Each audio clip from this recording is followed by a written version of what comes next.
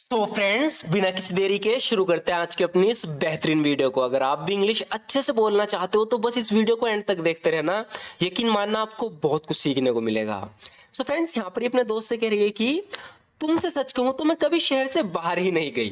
तो इसकी दोस्त इससे पूछ रही है कि तुम किस किस देश में घूमी हो, यानी तुम कहाँ कहाँ घूम के आई हो, यानी किस किस देश में गई भी हो तुम। तो ये कह रही है कि देश तो दूर की बात है, तुमसे सच कहूं तो मैं कभी शहर से बाहर ही नहीं गई। इसे इंग्लिश में हम बोलेंगे, सबसे पहले जब भी हमें कहना है कि सच कहूं तो हम बोलते हैं टू बी ऑनेस्ट। लेकिन जब हम बोलते हैं कि तुमसे सच कहूं तो हम बोलेंगे to be honest with you. To be honest with you यानी तुमसे सच कहूं तो I have never been outside the city. तो यहाँ पर बीन का यूज किया है हमने, I have never been outside the city, यानी तुमसे सच कहूं तो मैं शहर से कभी बाहर नहीं गई।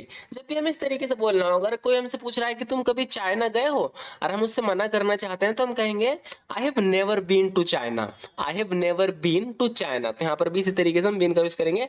जैसे कि आप इस तरीके से देख सकते हो, अगर आप किससे पूछना चाह रहे हो कि have you ever been to India, तो हम पूछ रहे हैं क्या तुम कभी इंडिया गए हो, have you ever been to India. तो इस तरीके से हम इस स्ट्रक्चर का यूज करते हैं। तो यहाँ पर ये सिंपली कह रही है कि to be honest with you I have never been outside the city. तुमसे सच कहूं तो मैं शहर से बाहर कभी नहीं गई। मैं कभी प्लेन में गई ही नहीं। तो यहाँ पर ये कह रही है कि तुम प्लेन में यात्रा करना पसंद करती हो या बस से, टैक्सी से, ट्रेन से, कैसे पसंद करती हो। तो कह रही है कि मैं कभी प्लेन में गई ही नहीं हूँ, तो प्लेन में कभी ये बैठी नहीं है। तो इसको भी हम इस तरीके से कह सकते हैं कि I have never been on a plane. I have never been on a plane, इसका मतलब है कि मैं कभी प्लेन में गई नहीं, मैं कभी वहां बैठी नहीं, मुझे पता ही नहीं प्लेन की यात्रा कैसी होती है। I have never been on a plane, मैं कभी प्लेन में गई नहीं।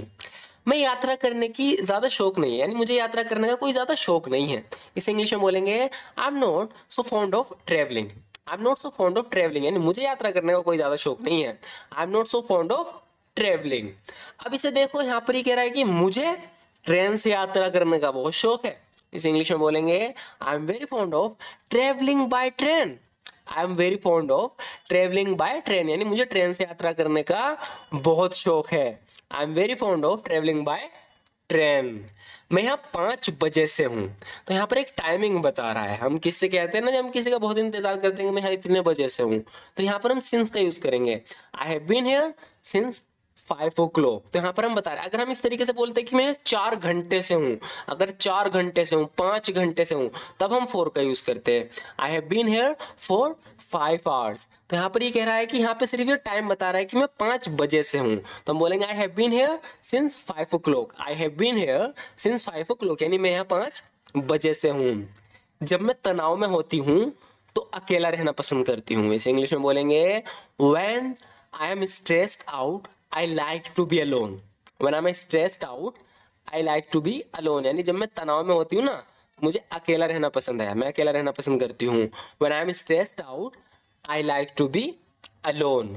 मीटिंग में तुम्हें बुलाया गया है, मुझे नहीं।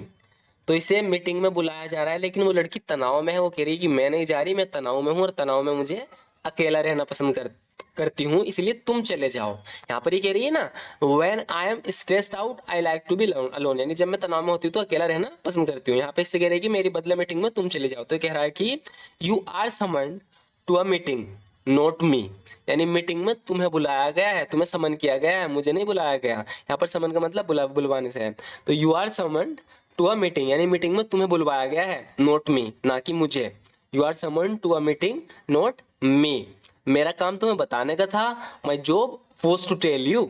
माई job was to tell you, यानी मेरा काम तुम्हें बताने का था, my job was to tell you. It's up to you whether you go or not. जाना या ना जाना तुम्हारे ऊपर है। It's up to you whether you go or not, यानी जाना या ना जाना तुम्हारे ऊपर है। मेरा काम क्या था, मेरा काम तुम्हें बताने का था, my job was to tell you, जो मैंने कर दिया। इट्स अप टू यू, ये तुम्हारे ऊपर है। Weather you go or not, तुम जाओ या ना जाओ, ये तुम्हारे ऊपर है। It's up to you whether you go or not. आखिरकार मुझे मिल गया जो मैं ढूंढ रही थी। जब भी हम किसी चीज की तलाश में होते हैं ना, वो चीज मिल जाती है, कोई भी चीज, तो हम इस तरीके से कहते हैं इवेंचुअली। इवेंचुअली मतलब आखिरकार, अंत में, अंत में आकर मुझे मिल ही गया जिसकी मैं तलाश में था या तलाश में थी। तो इस तरीके से कह रहे कि eventually I found what I was looking for. Eventually I found what I was looking for, यानी आखिरकार मुझे मिल गया जिसको मैं ढूंढ रही थी, जिसकी मुझे तलाश थी। Eventually I found what I was looking for. अगर जो मैंने देखा था वो तुमने देखा होता। यहाँ पर कोई इस पे सवाल कर रहा है, किसी इसकी काबिलियत पर सवाल कर रहा है, इसने कुछ ऐसा काम कर दिया जिस पे इस पे शक कर रहा है। तो यहाँ पर ये कह रहा है कि if you had seen what I saw, यानी अगर जो मैंने देखा था वो तुमने देखा होता। If you had seen what I saw, if you had seen what I saw, जो मैंने देखा था अगर वो तुमने देखा होता, तो जो तुम कह रही हो ना वो कह नहीं रही होती। You wouldn't be saying what you are saying, यानी you wouldn't be saying what you are saying, यानी इस पे शक कर रही है, उल्टी सीधी से बात बोल रही है। तो ये कह रहा है कि you wouldn't be saying what you are saying, यानी जो तुम कह रही हो ना ऐसा नहीं कह रही होती तुम। You wouldn't be saying what you are saying if you had seen what I saw, अगर जो मैंने देखा होता वो तुम देख लेती ना, तो you wouldn't be saying what you are saying, जो तुम कह रही हो वो नहीं कह रही होती। मैंने पहली बार तुम्हें इस तरह से कपड़े पहने देखा है। इस इंग्लिश में बोलेंगे it's the first time I have seen you dressed like this. It's the first time I have seen you dressed like this. तो कुछ लोग होते हैं जो मतलब ऐसे फॉर्मल कपड़े पहनते हैं, लेकिन कभी कभी जब काफी सही कपड़े ड्रेस पहन लेते हैं तो हम इस तरीके से कहते हैं कि पहली बार तुम ऐसे कपड़े पहने देखा है। सेम सिंपल इंग्लिश में बोलेंगे it's the first time I have seen you dressed like this. It's the first time I have seen you dressed like this, यानी पहली बार मैंने तुम्हें इस तरह से कपड़े पहने देखा है। वैसे ये ड्रेस आप पर अच्छी लगती है। By the way this dress looks good on you. By the way this dress looks good on you, वैसे ये ड्रेस तुम पर अच्छी लगती है। By the way this dress looks good on you. तुमने मुझसे पूरे 1 घंटा इंतजार करवाया, यानी इसे यहाँ रेस्टोरेंट में बुला लिया और खुद 1 घंटे बाद आया। इसने लड़की ने इसका 1 घंटे इंतजार किया। जब हम सामने वाले से कहते हैं कि तुमने मुझसे इंतजार करवाया, तो इसके लिए हम बोलेंगे you made me wait. You made me wait, यानी तुमने मुझसे इंतजार करवाया फॉर अ होल आवर, पूरे 1 घंटे। You made me wait for a whole hour, तुमने मुझसे पूरे 1 घंटे इंतजार करवाया। If I did that with you wouldn't you get angry, अगर मैं तुम्हारे साथ ऐसा करती तो क्या तुम्हें गुस्सा नहीं आता। If I did that to you wouldn't you get angry. सच तो ये है मेरी बाइक का टायर पंचर हो गया था। तो यहाँ पर ये लेट आया है इसके पास, तो इस पे मतलब नाराज इससे कि तुम लेट क्यों आए हो।